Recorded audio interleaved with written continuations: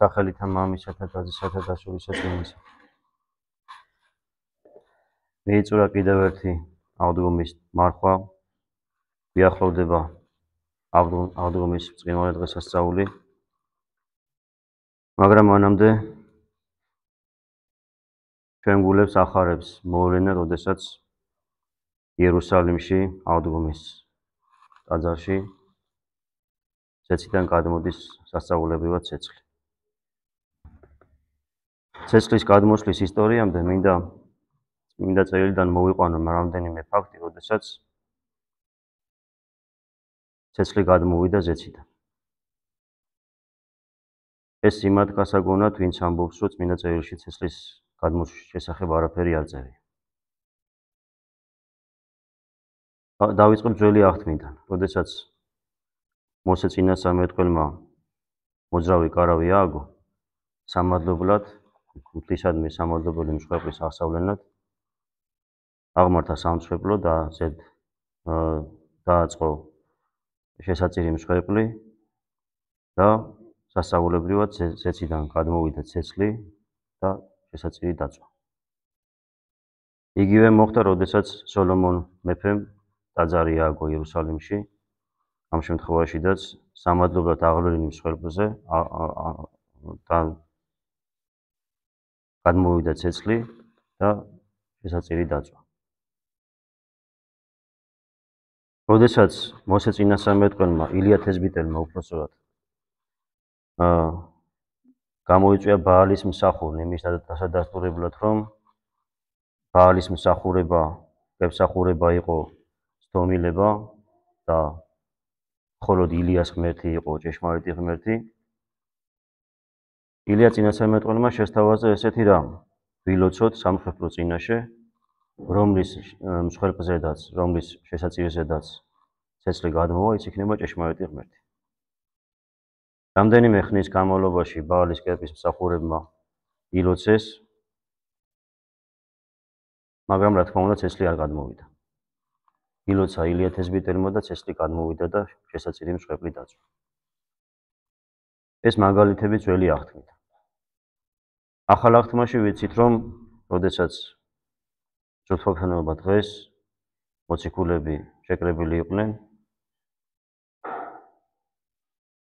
სულიწმინდა მათზე გადმოვიდა ცეცხლის ენების სახით.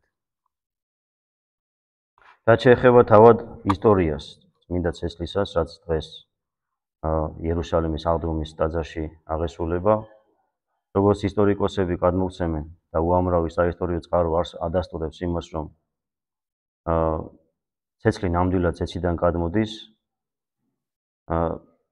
საისტორიო ცნობები არსებობს და დღესაც არსებობს ეს საისტორიო ცნობები, ჩანაწერები არსებობს მე-10 საუკუნიდან. ხოლო მე-10 საუკუნის ჩანაწერებში დაცულია ცნობა, რომ ცეცხლი გადმოდის იერუსალიმის აღდგომის ტაძარში მას შემდეგ, რაც ელენე დედოფალმა აღმოაჩინა იესო ქრისტეს ჯვარი და იქ აშენდა აღდგომის ტაძარი. აქედან მოყოლებული არ შეწყვეტილა ცეცხლის გადმოსვლა და ყოველწლიურად ხდება ესასწაული. რამდენიმე საისტორიო ფაქტს გავიხსენებ. როდესაც იერუსალიმი არაბებს ჰქონდათ დაპყრობილი, იერუსალიმის პატრიარქი დაახლოებით მე-10 საუკუნე 957 წელი იერუსალიმის პატრიარქს ღვთისმსახურება ცეცხლის გადმოსვლის ღვთისმსახურება აუგზავნა ხალიფამ, არაბების ხალიფამ და ფითილზე, რომელზედაც ცეცხლი გადმოდის, კანდელის ფითილზე, რომელზედაც ცეცხლი უნდა გადმოსულიყო, დაამაგა რკინის ფითილი. იერუსალიმის პატრიარქმა, რა თქმა უნდა, მტკიცერწმენა გამოიჩინა, მაინც ილოცა, აღასრულა ცეცხლის გარდამოსვლის ღვთისმსახურება და რკინის ფითილი აინთო. რკინის ფითილი აანთო ზეციდან გადმოსულმა ცეცხლმა. და ამ ფაქტს ადასტურებენ თავად არაბი ისტორიკოსებიც. დაახლოებით 1008 წელია ეგვიპტის ხალიფა ამ დროს არის ალ-ხაკიმი რომელმაც დაანგრია იერუსალიმის ტაძარი. იმის გამო, რომ ცეცხლის გადმოსვლის, ანუ ზეციდან ცეცხლის გადმოსვლის სასწაულმა უამრავი მუსლიმი მოაქცია ჭეშმარიტ სარწმუნოებაზე. და განრისხებულმა ხალიფამ იმის გამო, რომ ის თავის ქვეშევრდომებს კარგავდა, თავის თანამებრძოლებს კარგავდა, გადაწყვიტა, რომ იერუსალიმის ტაძარი დაენგრია. და დაანგრეულ ტაძარში გადმოდიოდა ცეცხლი.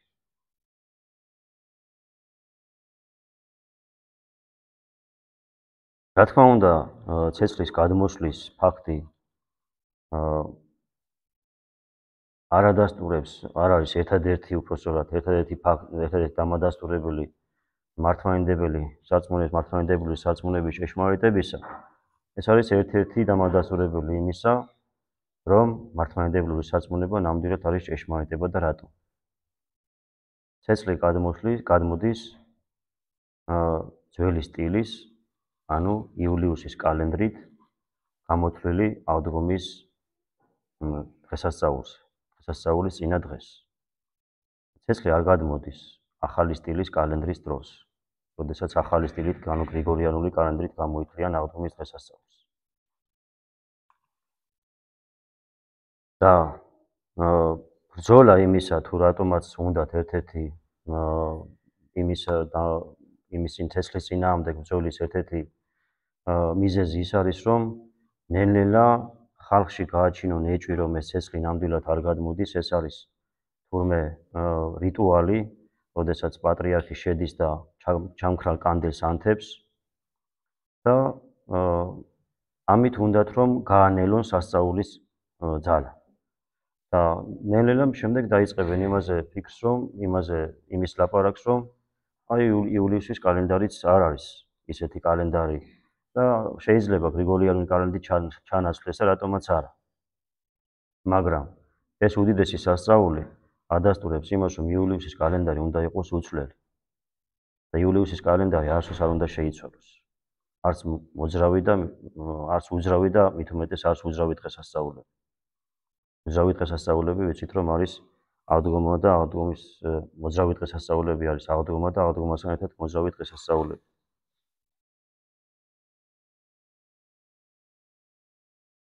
მართლმადიდებლური სარწმუნოება, რომ ერთადერთი ჭეშმარიტი სარწმუნოებაა, ადასტურებს ის, რომ ცეცხლი გადმოდის მხოლოდ მართლმადიდებელი პატრიარქის ლოცვის დროს. და ისტორიაში შეგვიძლია მოვიყვანოთ რამოდენიმე ფაქტი, როდესაც სხვა სარწმუნოების მიმდევარმა ილოცა და ცეცხლი არ გადმოვიდა. მაგალითად, 1100 და 1101 წლებში, როდესაც ჯვაროსნებს ჰყავდათ დაპყრობილი იერუსალიმი, კათოლიკე კარდინალი გახდა, ესე ეგრეთ წოდებული კათოლიკე კარდინალი გახდა იერუსალიმის ეკლესიის წინამძღვარი და მოინდომეს კათოლიკეებმა, რომ აღესრულებინათ ცეცხლის გარდამოსვლის ღვთისმსახურება. მაგრამ ორი მცდელობა, ორ წელიწადს ორივე შემთხვევაში მცდელობა დასრულდა კრახით, ცეცხლი არ გადმოვიდა. გავიხსენებ მე-16 საუკუნეს, კერძოდ 1569 წელს, როდესაც მონოფიზიტმა სომხებმა მოახერხეს და იერუსალიმის აღდგომის ტაძარი მათ ხელში იყო და სომხეთის პატრიარქმა, ეგრეთ წოდებულმა პატრიარქმა მოინდომა, რომ აღესრულებინა ცეცხლის გარდამოსვლის ღვთისმსახურება. მართლმადიდებლები გამოუშვეს ყველანი გარეთ, ტაძრიდან გარეთ გამოუშვეს, თავად დაიწყო სომხეთის პატრიარქმა ღვთისმსახურება, ცეცხლის გარდამოსვლის ღვთისმსახურება, გადიოდა საათები, ცეცხლი არ გადმოდიოდა, დაიწყო იერუსალიმის პატრიარქმა ტაძრის გარეთ, ტაძრის სვეტთან ლოცვა, რომ ცეცხლი გადმოსულიყო. ცეცხლი გადმოვიდა ზეციდან იერუსალიმის პატრიარქის ხელში. და ამ ცეცხლმა სვეტი გააკო, სადაც იერუსალიმის პატრიარქი იდგა და ეს სვეტი, გაყოფილი სვეტი, ცოცხალი დასტურია იმისა დღესაც, ვინც ჩავა იერუსალიმში, ყველა შეუძლია ნახოს, რომ ეს არის ისტორიული ფაქტი, რომელიც დღესაც დგას იერუსალიმში. და ეს არის დამადასტურებელი, ეს სამი ფაქტი, რომელიც მოვიყვანეთ, არის დამადასტურებელი იმისა, რომ სხვა სარწმუნოების მიმდევრის ხელში მინდა ცეცხლი არ გადმოდის ეცით.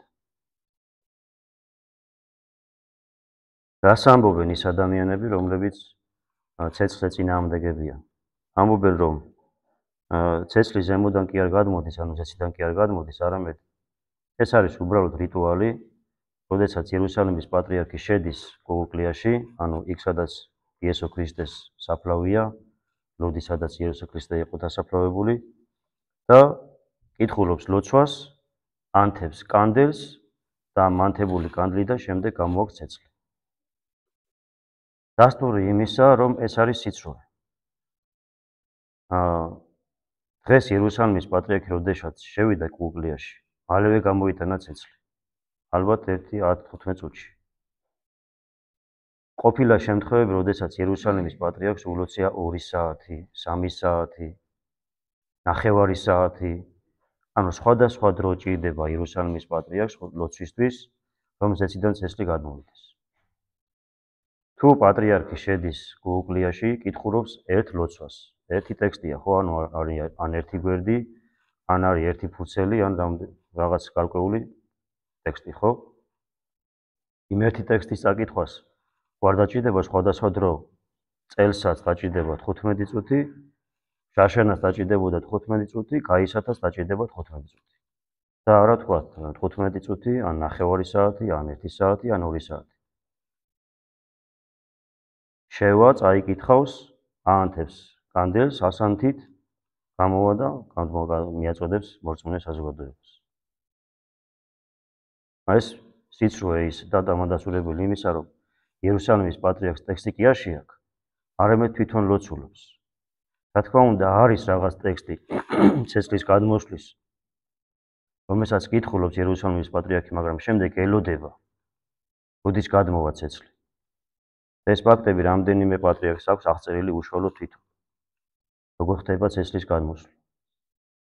და ელოდება ხან 15 წუთი ჭირდება ამ ლოდინს, ხან 9 საათი, ხან 2 საათი და ასე შემდეგ. ანუ ერთი დრო არ ჭირდება ამას.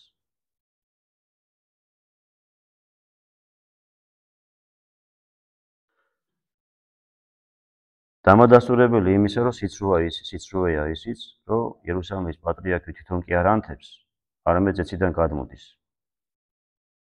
სომხები, მონოფიზიტის სომხები, სანამ იერუსალიმის პატრიარქი შევა კუკლიაში, თავიდან ბოლომდე ჭრეკენ მას. რომ რამე ასანთები ნივთიერება არ შეიტანოს, რითაც აანთებს ცეცხლს. და ესენი ამბობენ კიდევ, რომ შედის პატრიარქი თურმე და ცეცხლს აანთებს კანდელზე და გამოდის. ეს გრძელდება ყოველწლიურად. და ეს რაღაც რიტუალი კი არ არის, უბრალოდ რაღაც ან ჩატარდეს ან არ ჩატარდეს. სომხები, მონოფიზიტის სომხები ამას არ დაუშვებენ, რომ ეს არ გააკეთო. იმიტომ რომ თვითონ არ ჯერათ ამის. თან არ ჯერათ და თან გამოდის იერუსალიმის პატრიარქი და პირველები თვითონ ეგებებიან, რომ ცეცხლი გამოართვა.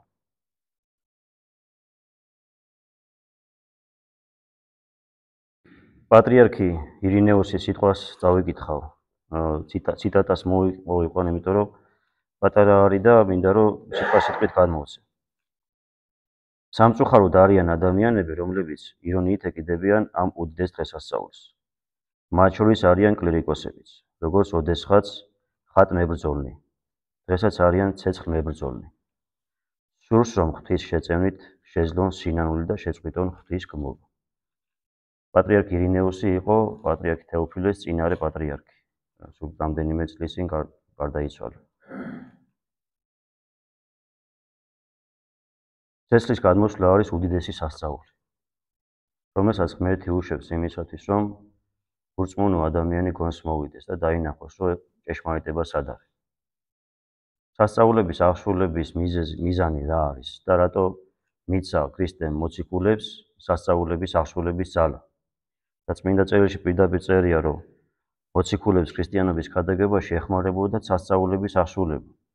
მკვდრების გაცოცხლება, სნეულების განკურნება, ბრმების თვალის ახელა და ასე შემდეგ. ამ სასწაულებს, როდესაც აღასრულებენ მოციქულები, უამრავი ადამიანი ხდებოდა ქრისტიანი და მათი მიმდევარი. დღესაც ღმერთი უშვებს ამ დიდ სასწაულს, რომ ადამიანი მოვიდეს გონებაზე და დაფიქრდეს, სად არის ჭეშმარიტება. მაგრამ სამწუხაროდ იმ ადამიანებს უჩნდებათ ეჭვი ამ სასწაულის რეალობაში და ამ სასწაულის სიდიადეში, ვინც თვლის, რომ ჭეშმარიტებაშია, და ვინც თვლის, რომ მორწმუნეა. ღმერთმა მგონება გაუნოთოთ მათ და ღმერთმა შეაძლებინოთ, რომ ეს სიხარული, რასაც წესლის გადმოსვლას მოყვება, ყველამ განიცადოს. ღმერთმა დაგლოცოთ და ღმერთმა